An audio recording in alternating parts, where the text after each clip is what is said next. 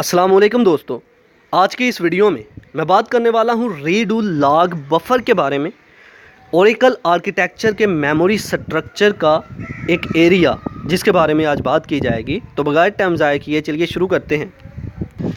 Redo log buffer तो ये memory का एक ऐसा एरिया है जहाँ पर कौन सा डाटा स्टोर होगा अब बताता हूँ मैं। जो कोई भी डाटाबेस के अंदर हम चेंजेस कर रहे होते हैं, डाटाबेस को अपडेट कर रहे हैं, डाटाबेस के डाटा को मॉडिफाई कर रहे हैं, डाटाबेस के डाटा के अंदर कोई भी तब्दीली जो कर रहे हैं, उसको इम्प्रूव कर रहे हैं, उसके बारे में सारी की सारी इंफॉर्मेशन जिस एरिया में जाके स्टोर होती है मेमोरी के, उसको हम बोलते हैं रीडू लॉग बफर।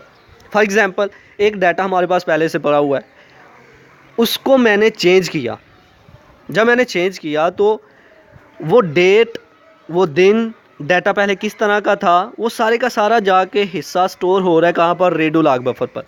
मतलब ये कि रीडू लॉग बफर मेमोरी का एक ऐसा एरिया है जो कि ऐसी इंफॉर्मेशन स्टोर करता है कि जो डाटाबेस के डाटा के अंदर जो हम तब्दीली कर रहे हैं, जो चेंजिंग्स कर रहे हैं, उस सारी की सारी इंफॉर्मेशन को स्टोर करने के लिए रीडू लॉग बफर मेमोरी का एरिया यूज़ होता है।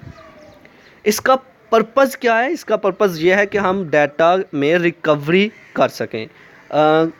अगर डाटा का लॉस हो रहा है तो इसको रिकवर भी किया जा सके।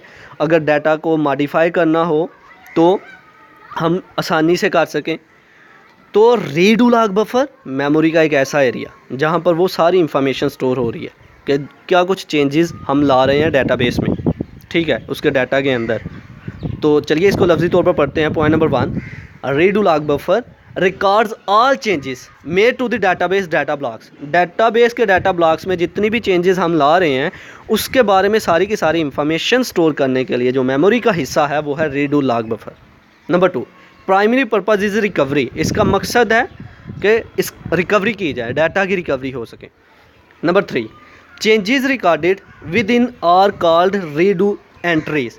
जो रिकॉर्ड्स के अंदर हम चेंजेस करते हैं उनको हम कहते हैं redo entries. Number 4, redo entries contain information to reconstruct और रीडू चेंजेस। रीडू एंट्रीज जो हैं वो ऐसी इंफॉर्मेशन रखती है कि हम दोबारा से किसी चीज़ को कंस्ट्रक्ट कर सकते हैं, दोबारा से चेंज कर सकते हैं। Size defined by log buffer. इसका साइज़ जो है वो डिफ़ाइन होगा लॉग बफर से। तो ये था आज का हमारा लेक्चर जिसमें हमने बात की रीडू लॉग बफर के बारे में, मेमोरी के एरिया के बारे में। आई होप कि आपको मेरी ये वीडियो पसंद आई होगी। Like this video, share this video and comment below this video if you have any question. Thanks for watching. Subscribe focus group. अल्लाह हाफिज़।